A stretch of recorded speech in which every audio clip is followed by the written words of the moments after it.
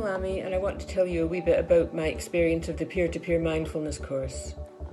After my husband was diagnosed with dementia, I found myself in a constant state of anxiety and fear. I was worried both about his condition and also about how I was going to manage it all. I wasn't sleeping, I was constantly tense and very distressed a lot of the time. The peer-to-peer mindfulness course really did change all that. Learning and practicing mindfulness decreased my anxiety, helped me to feel more calm, and therefore more able to cope with life and face the future without always panicking.